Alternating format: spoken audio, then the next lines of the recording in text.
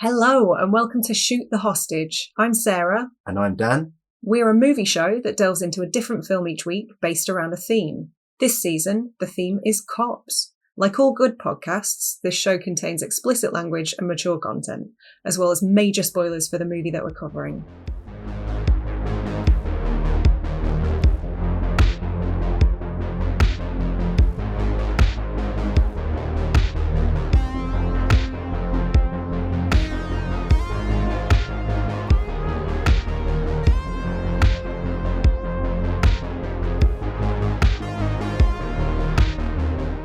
We're covering Fruitvale Station this week, which is, I want to say, 2013. Yep. Am I correct? Yep. Excellent. Ryan Coogler directed, Michael B. Jordan starring. Yep. All correct? All correct. Good. Yeah. I think it's probably important to note straight at the top of the show that this was a film I was only aware of in passing. This was a first-time watch for me. I'd seen the front cover. I knew Michael B. Jordan was in it, and that was about the extent of my knowledge. I didn't even know it was based on a true story. Yeah. So with that in mind, this is going to be a slightly more serious show than you might be used to. This is going to be a very, very difficult one to crack jokes about, so we're going to probably refrain from doing that. Yeah. But before we get going, do you have a synopsis for us, Dan? Yeah. Fruitvale Station. This is a very long synopsis. Am I reading all of that? Take a deep breath. You can do it. I believe in you. The multiple Independent Spirit Award and Sundance Film Festival winning film follows the true story of Oscar Grant, Michael B. Jordan, a 22-year-old Oakland CA resident who wakes up on the morning of December 31st, 2008 and feels something in the air. Not sure what it is, he takes it as a sign to get a head start on his resolutions, being a better son to his mother, Octavia Spencer, whose birthday falls on New Year's Eve, being a better partner to his girlfriend, Safina, Melanie Diaz. Melanie. I think it's still Melanie. Melanie Diaz, who he hasn't been completely honest with, and being a better father to Tatiana, Ariana Neal, their beautiful 4-year-old daughter. Crossing paths with friends, family and strangers, Oscar starts out well, but as the day goes on, he realises that change is not going to come easily and that he'll have to work hard to make it. As he and Safina celebrate the new year and a fresh start, one truly shocking tragedy shakes his community and the entire United States to its very core. So yeah, Michael B. Jordan, we mentioned Octavia Spencer, Melanie Diaz, Kevin Durand. Oh yeah. Is also in it. Chad Michael Murray. Who's One that? Tree Hill fame. Okay. Teen heartthrob. I Chad don't Michael know Murray. what One Tree Hill is. It's probably best. Probably for the best. Yeah, so good cast.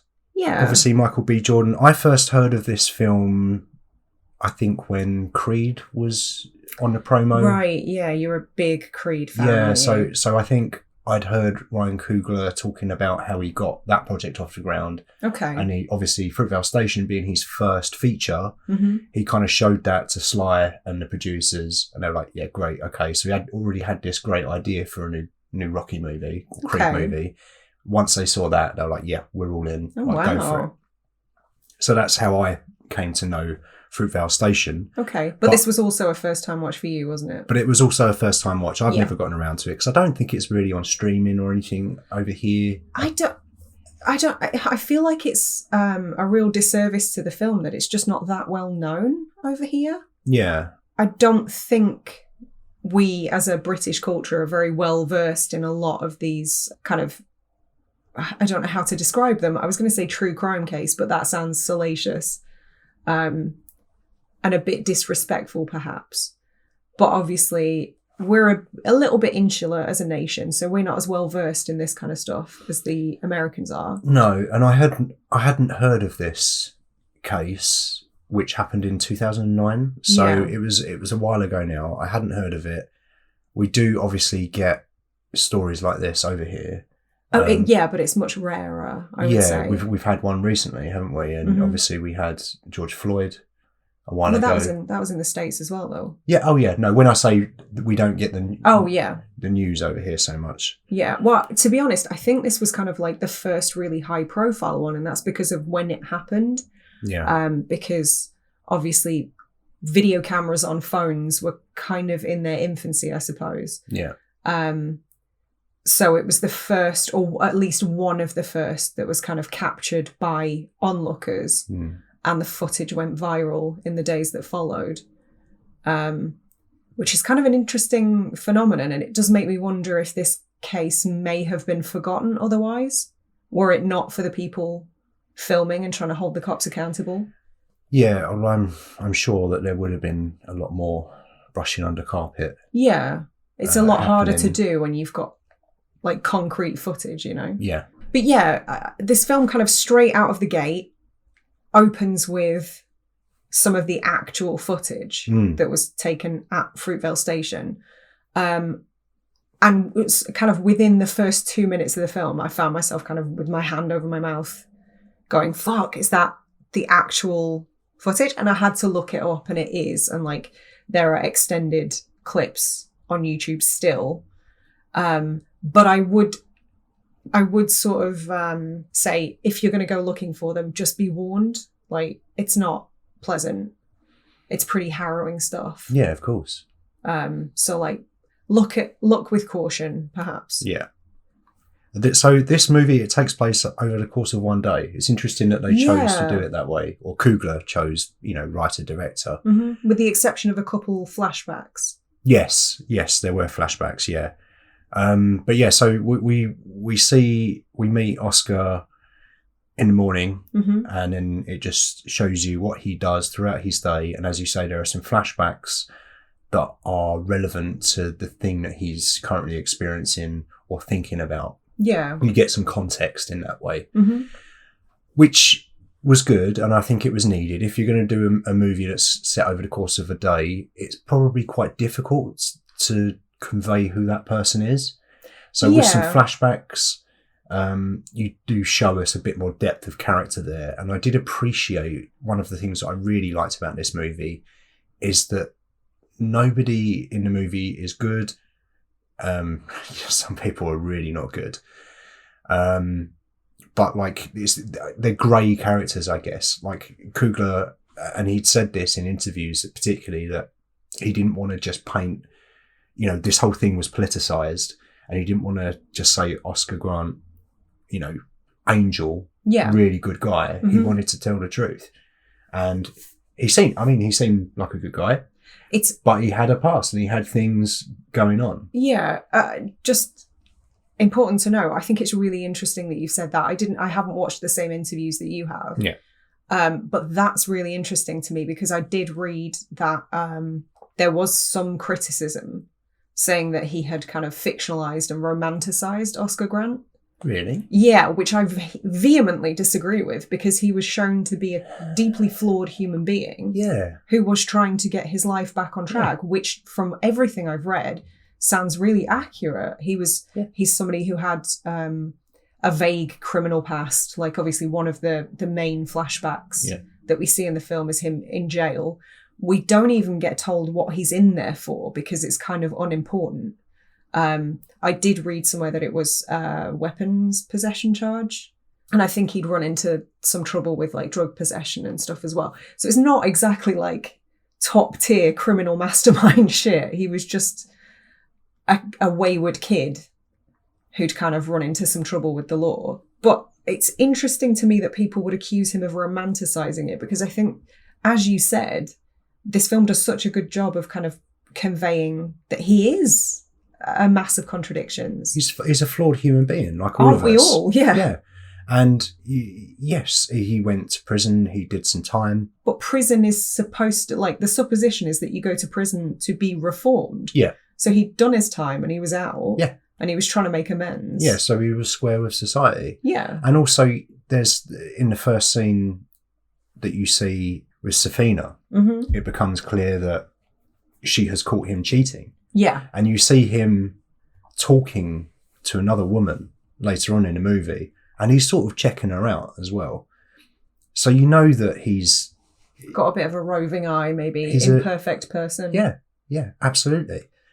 So someone saying that they've romanticised this character, I think an interesting take because, Yeah. I totally disagree with that. Yeah, me too. Because he wasn't shown as an angel. He was shown as a human being with flaws, but he was trying to improve himself. He was in the movie, and they were showing his mistakes or telling us about his mistakes, and also he was trying to reconcile those mistakes and move forward. Yeah.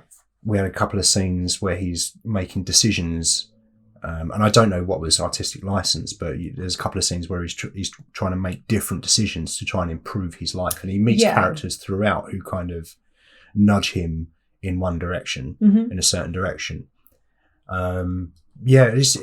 It's an interesting one that he chose to do it over the course of a day. It must have been very challenging to write that. Yeah, yeah. I mean, I would say the end of the film, kind of the climax, is almost in real time as well. Like, I would say that it's a very breezy kind of, 82 to... It's under 90 minutes. It's a short movie. Yeah. But they jam a lot in there in terms of the myriad of ways in which he gets us to understand who this person was. Yeah. And I would say not a frame is wasted. I don't want to heap too much praise on this film because I don't think it's a perfect movie. I think it's a very important one. I think it's... I have issues too. I think it's a fantastic movie and a story that I think probably everyone should be familiar with, or at least watch this movie once, but it's somewhat flawed. But it was his first feature, and there are things that are brilliant about it. The writing. Michael B. Jordan's always, like, whenever he crops up. I think my first exposure to him was probably Black Panther, I'm ashamed to say. Yeah. You've not seen Chronicle? Oh, I have seen Chronicle. Yeah. Okay, well, it was Chronicle then. Yeah. I've probably forgotten that he was in it. Yeah, Chronicle was the first thing I saw him in. I think Chronicle came out before this. I think Chronicle was 2012, I want to say. Okay. And this was the following year. Right. But Who is he in Chronicle? He's one of the kids. Is he really? Yeah, I only really remember kids. Dane DeHaan. You've got Dane DeHaan, Michael B. Jordan, and the other one. I think the other one was Australian. I don't know. I liked that movie. It's a good movie. Yeah, me too. But all of the performances were good in this. I think the standout for me is Octavia Spencer. Oh, always. Followed very, very closely by Michael B. Jordan, who very early on you can tell in his career, Chronicle and this, you can kind of tell that he's going to go on and do big things. Obviously, I'm a big Creed head, so I love him in Creed. But you should probably differentiate, because there is a band called Creed. Isn't that a Christian band? Yeah, they're awful. I don't want people to mistake your musical taste. I love Creed. I think Creed is my favourite Rocky movie. Ooh, controversial.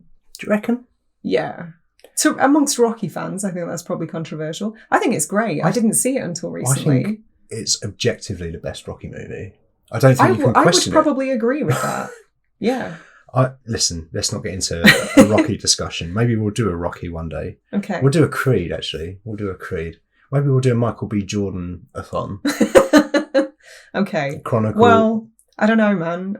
We would have to omit this from the lineup because I don't know. As good as it was, I don't know if I would put myself through it again. And we'll get to it, including the mess that I was in when this film ended. Yeah. But we'll talk about that later. I think I'll give it some time and I'll give it another watch. Yeah. But yeah, I think Octavia Spencer was my favourite in this movie. She portrayed that concerned mother, but also you could see that she's been through a lot. She's kind of at the end of her tether with him. Yes, but... And I think no scene portrays that better than when she goes to visit him in prison, when we see in that flashback. And she wants to be there. You can like, the inner struggle is palpable. She's so good with almost nothing. Like, it's just very subtle facial expressions, and it's not what she says. But I thought that was kind of incredible, the way in which she sort of, you could tell she wanted to be there and show up for her son, who's obviously not having a great time of it. He's in prison. But also, like, she's so done And especially when he kind of gets up and he's getting aggressive at the other guy who I read was actually part of a white power movement. So doubly fuck that guy. Yeah. But he was somebody that Oscar kind of butted heads with in prison quite a bit. Okay. But yeah, just that scene where she's kind of trying to calm him down. I don't know. There's never a time I'm not excited to see Octavia Spencer. Yeah. But she was especially good in here. You could tell she was like really invested in the project. Yeah. Which I guess is no more evident in what you were telling me the other day about her. Did she forego her entire fee for this? Yeah. Or? Yeah, apparently. Yeah. Okay. I read that obviously it was Forrest Whitaker who kind of was impressed by his work when he was in film school, which is insane. Like, imagine being in film school. Mm. You're not even out the door. You don't have a qualification yet. And Forrest fucking Whitaker's just like, yes, I'm going to get you some money. Yeah. That must have been, fuck me, like that falling into your lap. I haven't seen, I don't know if any of Coogler's kind of student work is available to see, but I'd love to know what it was that landed him this. Well, I reckon he must have had some kind of show reel to show Forrest Whitaker, but also the story. I mean, Coogler grew up in the Bay Area and he was the same age as Oscar Grant. Well, was he? He had a lot in common with Oscar Grant in that respect, in terms of location and age. So he was invested in this story, and it's an important story that he wanted to tell. After it was screened, I believe at the Sundance Film Festival, I think that's where it had its premiere. Right. A little bit of unpleasantness. I'm going to have to wash my mouth out after I say this name. But after it screened at the festival, it was picked up by the Weinstein Company. Ugh. I can barely bring myself to say it anymore. Yeah. Disgusting. But they bought the film for $2.5 million. Right. Straight off the back of the Sundance premiere, which is pretty impressive, and I think goes to show the caliber of the film. Yeah. It amazes me. I think, knowing what we know about the Weinsteins now, or at least one of them, I would wager heavily that it was finance-based decision. Yeah, absolutely. That they thought they could make money off it, and not that they were like, yes, this is an important story that more people need to see. But either way, I don't know. At least they helped find the film a slightly wider audience than it would have had. Yeah. What would you say are the scenes in this that kind of really stuck out to you? I'm particularly interested in the first half of the film. Things that kind of shape our understanding of who these people are. I guess the scene with the dog, where the dog gets run over by the car and he comforts the dog while it dies, essentially. That ruined me. Yeah. But the dog was called Ian. The dog was called Ian, and it was a pit bull. Yeah. And Coogler purposely chose the breed of pit bull. That makes sense, because they're misrepresented, unfairly maligned in the media. Oh, I like that. Yeah. Well, I don't like that, but I like that some thought went into that. Yeah, absolutely. That shows, that kind of indicates how much care went into crafting the entire piece. Yeah. That's great. I think all of the first half of the movie is really good because it just clues you into who this guy is. So I think that the scene at the shop where he meets Katie, I want to say. Yeah, that person. Anna O'Reilly. She worked with Octavia Spencer in 2011. They were both in The Help. Okay. So I wonder if Octavia had some sway in bringing her on board. Absolutely. What about you?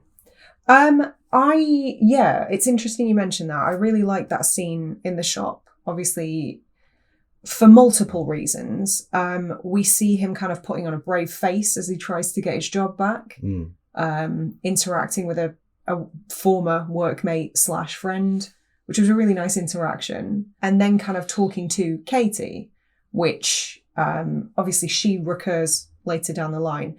But there were a few subtleties in that scene that I really enjoyed.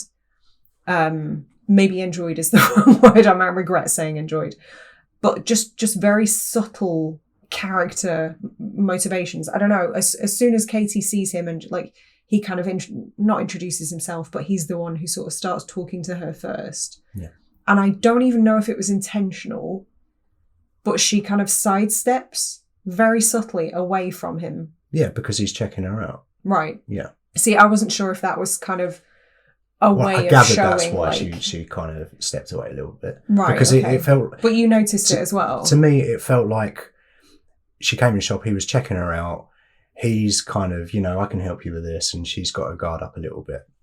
That's what I. Okay. But obviously, as time goes on, he's like, no, I can help you with your cooking or whatever. Speak to my nan. And then she begins to trust him. Yeah. But I do think he was thinking, I'm going to try and crack on here. Do you? Yeah, I didn't get that impression at all. Well, Am I naive? I couldn't possibly say.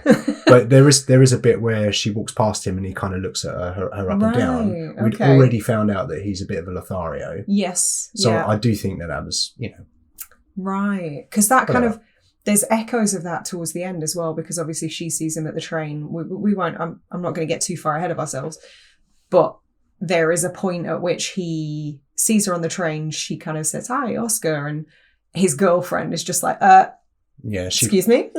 She pops her head up and, like, who's this? Yeah. So that makes sense in that context. I hadn't clocked that, though, first time around. Okay. That's interesting. I'll be honest, my assumption was that it was sort of intended to show perhaps internalized biases, like maybe racism. I don't think so. Okay. I think that character is a nothing character, but she's there to serve the character of Oscar. Right. It's interesting that she's in the beginning and then she appears again at the end of the movie, I guess, to just... it's for the audience, isn't it? Remember this character who was here earlier? Well, she's back. Mm-hmm. I don't feel like there was any prejudice on her part. I feel like she just maybe had her guard up because a dude was checking her out and initiating a conversation where she probably was like, I don't know this guy, let's tread carefully here. Because he says, I work here, and she's like, yeah, well, okay. Of course you do, mate. And he speaks to his mate who's on the counter, and he's like, yeah, he does. He doesn't, because he's already been fired. So he's lying. He's not telling the truth. True, yeah. But that's a good point. That's what I like. That's one of the things that I liked about it. They're painting this guy as a human being and not as a saint. Yeah. And also, like, if it's somebody you've just met, it's easier to say, I work here, rather than, I used to work here, but I got fired, and yada, yada, yada. Yeah. Like, I don't... guess so. But you could... I didn't view that as like, oh, he's lying again. No, I would have just said, I used to work here. Okay. Simple. Let's move on. Yeah, you're more straightforward than the average human, though. Yeah, I guess so. Simple. Yeah, I did. And going back to the dog scene as well, I hated it because I found it harrowing. Anytime there is violence against an animal, it kind of, I don't know, it does something to me. I think it, like, every time I see a fake animal death, it takes a year off my life. So I didn't like that. I hope Ian is still doing well. Don't tell me otherwise.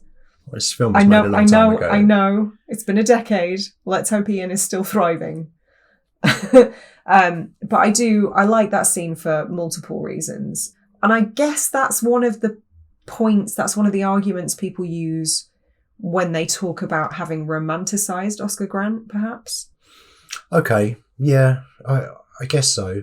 But I mean... I don't agree with that. No, I can see how someone maybe gets to that from that one scene, but you've got to look at the movie as a whole, and the movie's saying, not great human, not great human, okay human, okay human. You know, humans are great. They're not good, they're not bad. Nobody's all one thing, exactly. Yeah, so I think you can see both sides, I think, with that character. Yeah, I agree. But also, I think you'd have to be a monster not to be sad by a dog getting hit by a truck in front of you. Like, I think, I don't know, I can only assume the criticism comes from, oh, he's a felon, so he must be all bad. Yeah, I guess so. Do you know what I mean? Yeah. But that's never the case. Yeah. Unless you're like a Jeffrey Dahmer who is literally irredeemable. Yeah. He went to jail for what sounds like kind of misdemeanors. I don't know anything about what he went to jail for, or actually his character outside of this movie. I only really know about the weapons charge. I listened to a couple of podcasts about the case from a true crime perspective. So that's where my information's come from. Yeah. So I have a lot to say about the penultimate scenes. Put it that way. The penultimate scenes. What scenes might they be? the scenes at Fruitvale Station, the Right. scenes for which right, the I film is understand. named. Yeah, okay. I don't know why I'm being cagey about it, because if you're listening, you know what happened. Yeah. But yeah, I think I really appreciated those moments because, I mean, character work aside, I find Michael B. Jordan to be quite an intense presence on screen. Yeah, he's great. But it was quite nice to see like a softer side to him. Yeah. He can do it all. Like, yeah. He's got that thing. He can go from soft to angry. And you see that on the train at the end of the movie. Yeah. Where he's all happy, enjoying himself with his family and his friends, and then he sees that guy and his face just changes like instantly.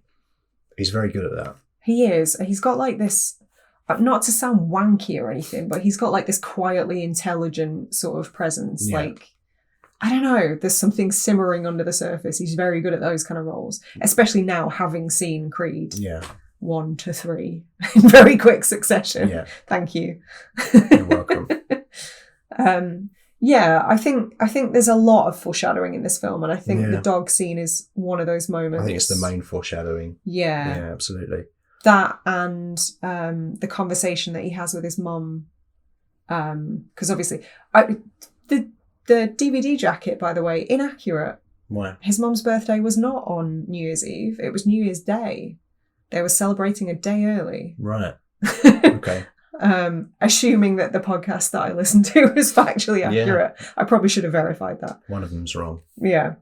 But yeah, the conversation that he has with his mum, Octavia Spencer, about going out for New Year's Eve, his mum seems a bit concerned about their safety. So she's the one that encourages him not to drive and to get the train. Yeah. Because it'll be safer. I thought that was when she was saying, I think you should get the train. I was thinking, fuck. Yeah.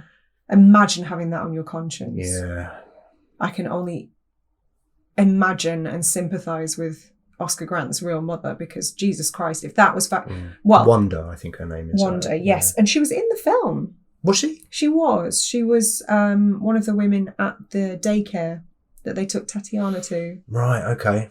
Oh, good. Interesting. Yeah. Well, I found that really nice because it kind of, I mean, the fact that she's on board with the production of the film is just nice. There are so many films that deal with true events that feel, what's the word? Like they're taking advantage of true events, or they're being, not to use the same word again, but salacious. Because there is a real boon for like true crime content.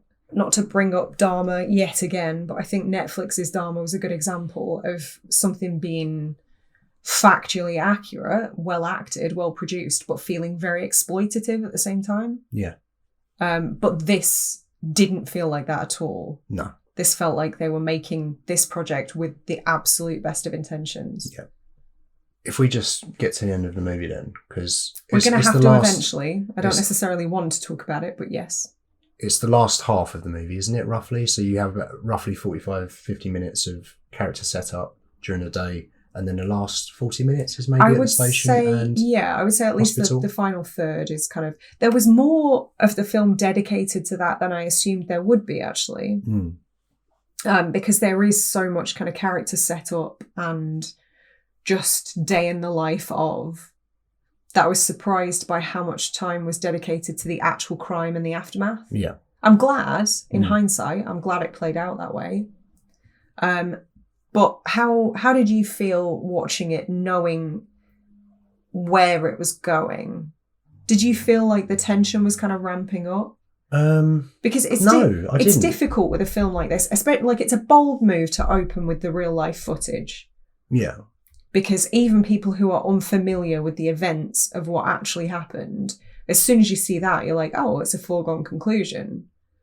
And the whole film is leading to a foregone conclusion. You know where it's going to end and how it's going to end. Yeah. But it's just about the journey there and the escalation of this tension, knowing what's going to happen. See, I don't know. I'm not sure I did feel much tension because I knew where it was going. Okay. Yeah. And that's not to say that it's not a horrific event and, tragic, obviously. I just knew where it was going. So the tension, I guess it was more, I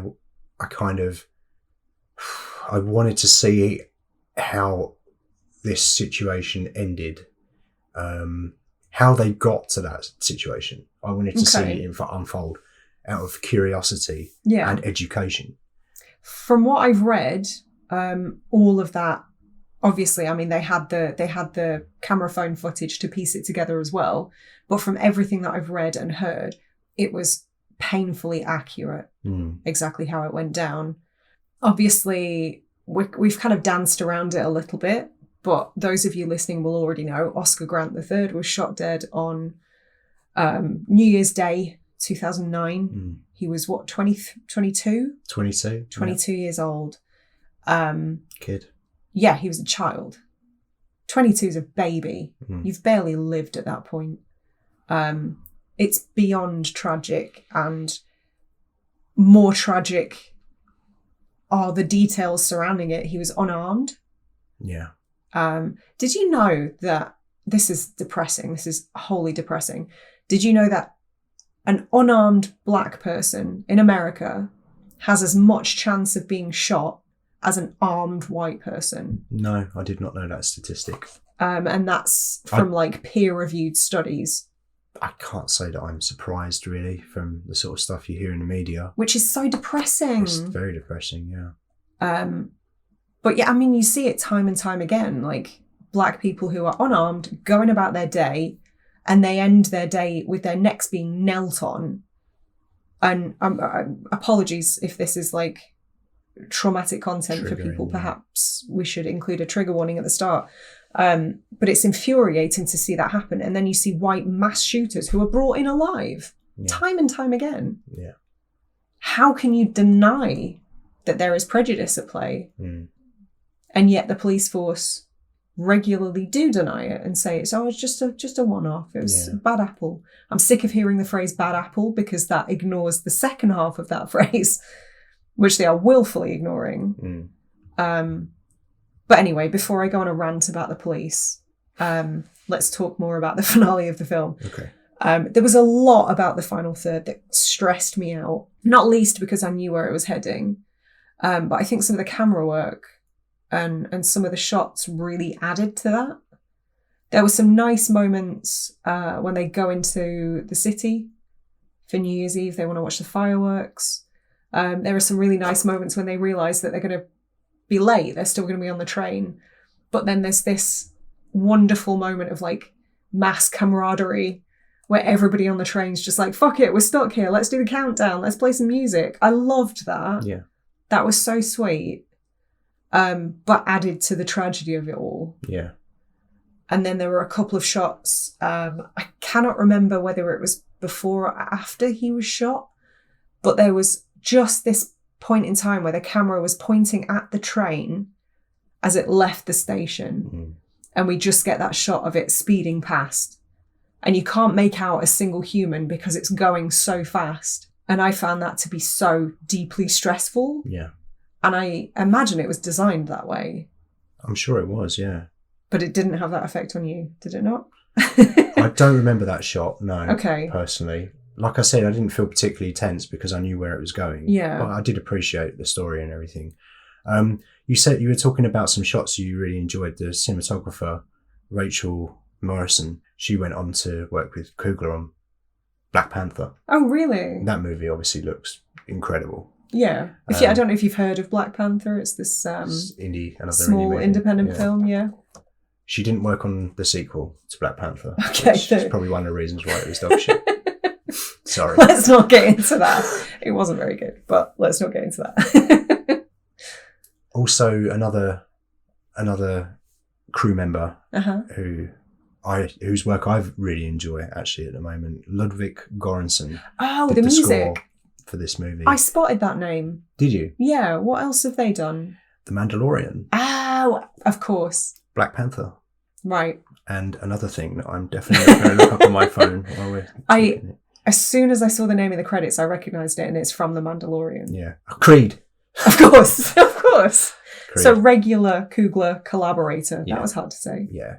Yeah, so talented crew, and it's nice to see them going on to bigger projects. It is, and it's also nice to see the same people working together time and time again, because it kind of makes you feel like they must be good to work with. I think that's kind of, I heard once that if someone is around in Hollywood and you keep hearing their name, if all of a sudden you stop hearing their name, it's because they're an asshole. Right. And no one wants to work with them anymore. Okay. So yeah, if you keep seeing names repeated, obviously they get on and they've got kind of maybe got a shorthand in the way they communicate. Yeah. That's nice. Yeah. So we're at the end of the movie then, aren't we? We're pretty much, yeah. I'm putting off talking about it. Well, but I can't anymore. Let's get into it. So Oscar sees someone that he knew in prison, right? It was the guy that was the white power guy. Fight. Yeah, the white power guy that initiated the fight in prison. He's also trying to offer out Oscar on the train. So it's sort of inadvertently. I'm reticent to use the word fault, but it's inadvertently Katie's fault that the neo-Nazi guy even sees him, because she's the one who shouts his name after recognising him from the store. Yeah.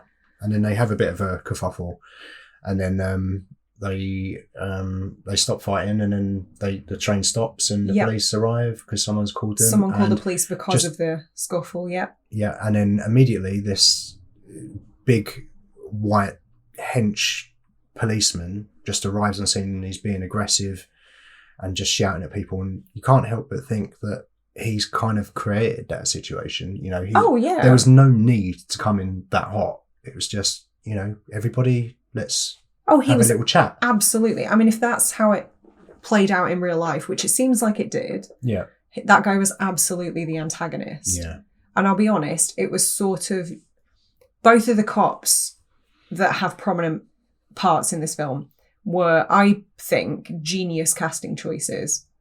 Because whenever I see Kevin Durand, my heart sinks. I'm just like, well, he's a bad guy. Right. He's always a bad dude. Is he? Yeah, always. I don't really know. I've wrote down some films that he's in that I have seen, but I don't know him. Walking Tall? Yeah, I've seen that, but I don't know who he is in that movie. I know The Rock's in that movie. Yeah. Is Christopher Walken in it? No, I don't believe so. No, yes, I haven't seen it for 20 years. So he's playing the main policeman that just comes in and just completely... But I think... So the reason I think that's genius casting is because when I see Kevin Durand, I assume, oh, he's going to be trouble. But he's not the cop that actually does the shooting. No, but I would argue that he creates the situation in which the shooting happened. He definitely escalates things. Without his actions, I don't think the shooting happens. Okay. That's my take on the movie. I don't know an awful lot about the real events, other than what I've researched for this podcast, but I haven't gone into any great detail about it. But I just think if he doesn't come in so hot, the situation is much calmer. Oh yeah, absolutely. And I just don't think it ends up with someone getting shot. So I think he's as to blame as the person, as much to blame as the person that pulled the trigger, in my opinion. Yeah, which is interesting because he wasn't charged with anything, to my knowledge. No. But again, another bit of genius casting is Chad Michael Murray, because at that point he was best known for things like One Tree Hill. I believe he was in the House of Wax remake. Oh, that classic movie. I might be getting that wrong, but he was known for being a bit of like a teen heartthrob type. So it was very against type for him to be the cop that actually does the shooting. And I imagine that would be like a nerve-wracking role to take on. Because nobody really wants to be known for that, do they? So I kind of respect him for taking a completely different role. Yeah. And he was pretty good. You could tell he was a bit shaken, a little bit younger, maybe a little bit less seasoned. And obviously what happens is, which was the real guy's defense, I want to say his name was Johann Messerl. Yeah. Who's a guy who was born in Germany but raised in the States.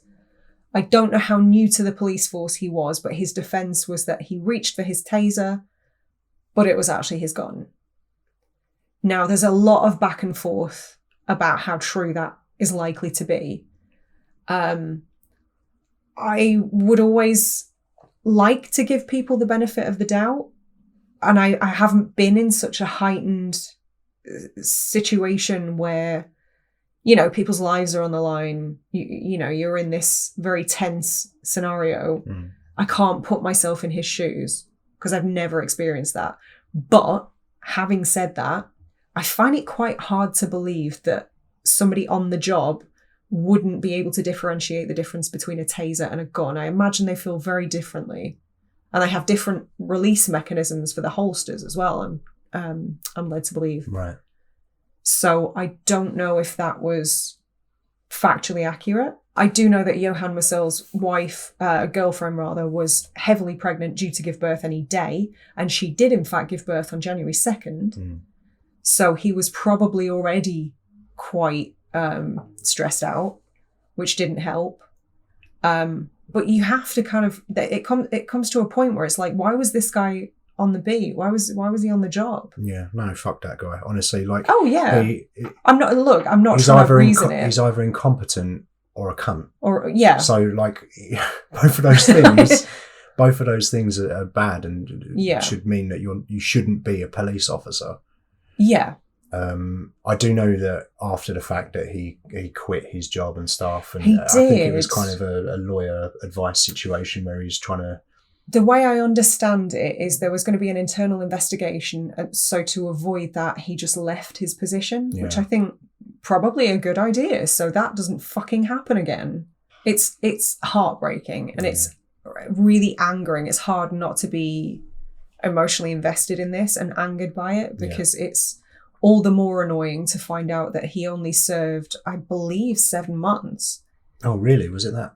I think his sentence was 2 years, but it included time served. Yeah. So he only ended up doing 7 months in prison, which is so infuriating. You took a life. Yeah. You took an innocent life. You shot an unarmed man. Yeah. By accident, so you say. 7 months?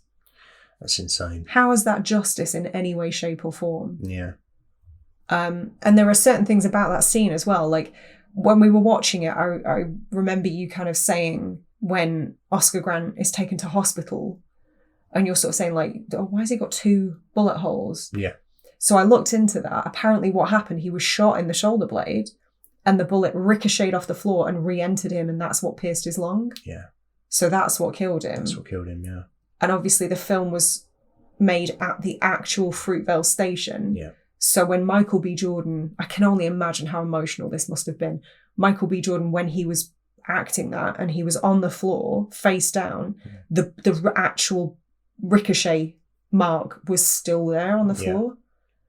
Yeah. That gives me goosebumps. Yeah, they let them shoot there over 3 nights, only 4 hours a night. So they had a total of 12 hours to shoot that entire final or penultimate scene. Yeah. Which is insane that they managed to get that. Yeah. That in the bag. But apparently before they started shooting, they did a prayer.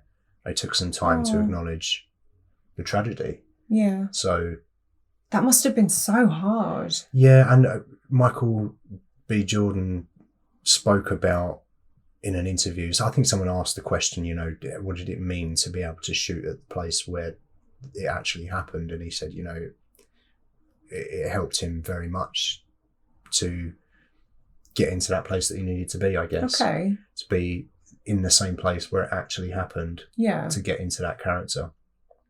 It must have helped. That must have been harrowing at the same time. Yeah, but also you're telling this story, everyone's doing this for the right reasons, right? Yeah, they want to do right by Oscar Grant. Yeah, exactly. And you want to tell this story as accurately as possible.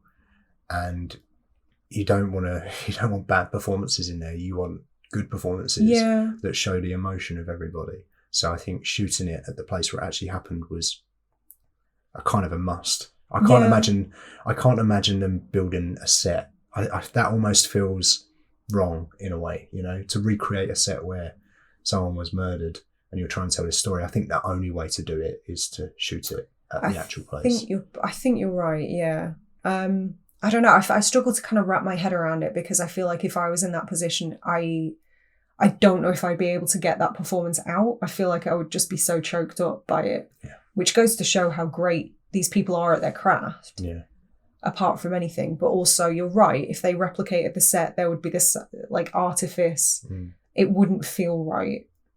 And I think what Coogler was going for was authenticity over anything. Authenticity and honouring the people involved. Yeah. And I think they definitely achieved that. Yeah. So how do you feel about the finale of the film? Because obviously we've got the aftermath where he's taken to hospital. We see a bit more of the interactions between Melanie Diaz and Octavia Spencer, which is just heartbreaking. I think if you're a human being capable of empathy, just watching a mother whose son is dying, God, that ruined me. Yeah. I was a mess by the end of this film. I thought Octavia Spencer was brilliant, and maybe that was her best part of the movie was at the end there, because you could see that she's kind of not accepting what's happening.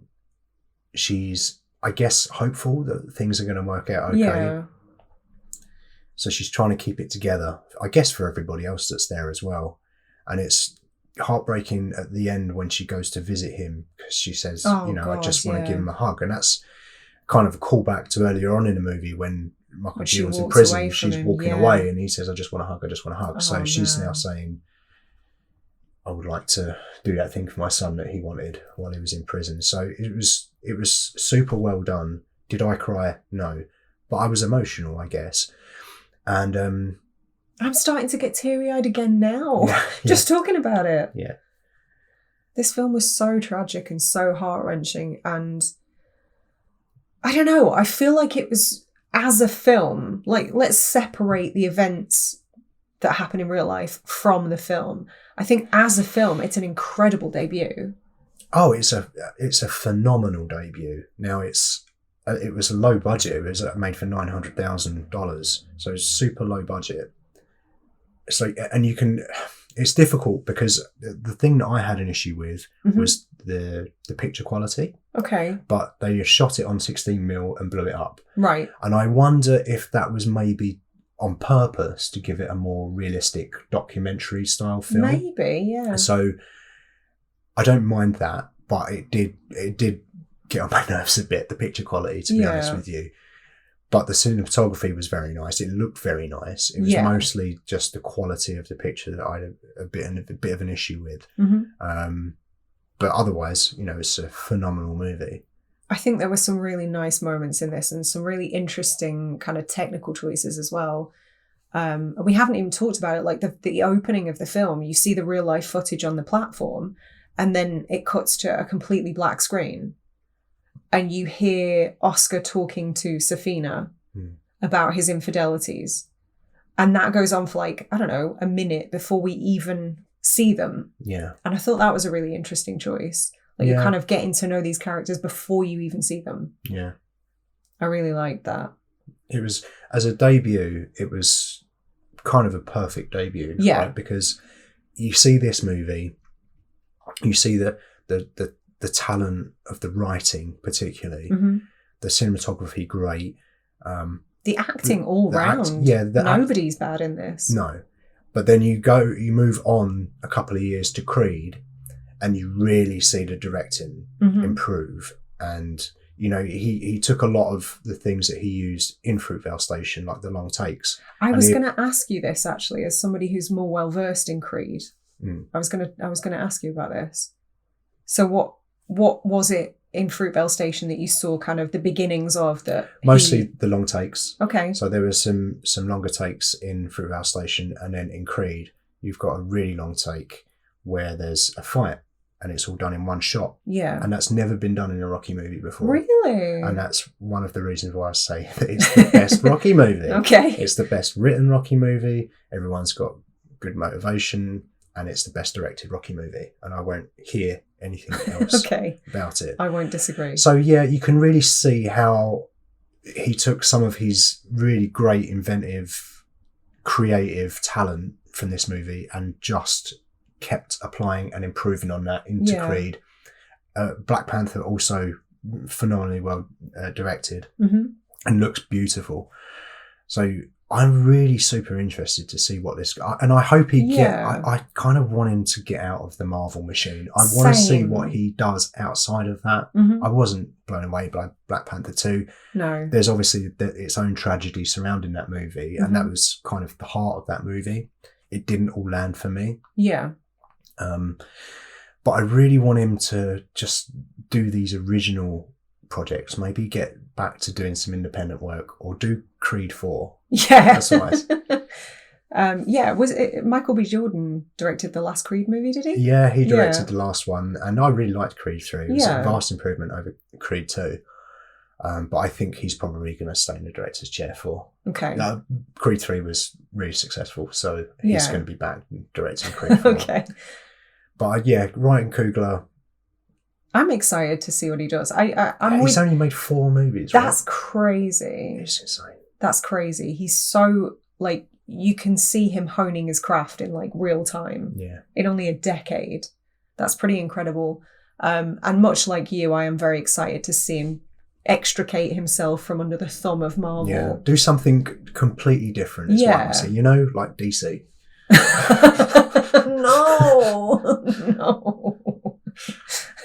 No, something original would be nice. Something that is written and crafted. Yeah, a la Fruitvale Station, a la Creed. Yeah. Something that gets him, more creative control, perhaps, and he can really flex his directorial muscles. Yeah. Yeah, I'd be stoked for that. Mm. That's about it for Fruitvale Station. Okay. I do want to end on a quote from Peter Bradshaw, who reviewed it for The Guardian back on release, which calls back to some of the criticisms that I talked about in the first half of the show. He says, "Yet I am baffled at some of the brow-furrowing US press coverage suggesting he has been romanticised here, as if only cynicism were dramatically valid or plausible. Oscar Grant was, at all events, a private citizen who did not deserve to be shot dead in cold blood." Simple as that. And I think that is the best way to sum up those events. Yeah, absolutely. Nobody deserves that, regardless of your past. Yeah. Right, so slightly heavier one this week. Yeah. But I'm glad we watched it. I'm glad we were able to talk about it, as harrowing as it all was. Mm.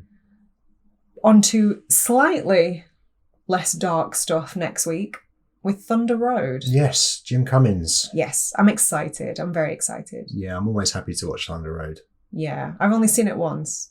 Yeah. So I'm very excited for a rewatch. Ooh, yes. I'm a new Jim Cummings fan. Yes, you are new to the Cummings. the Cummings, the Cummings and goings. Yeah, the Cummings and goings, yeah. I'm sure we'll get into his movies and whatnot in the next episode. For sure. I'm excited. Mm. Thanks so much for listening. If you've enjoyed the show, please consider leaving us a 5-star review on your platform of choice and come and shoot the shit with us on social media. All the links are in the description.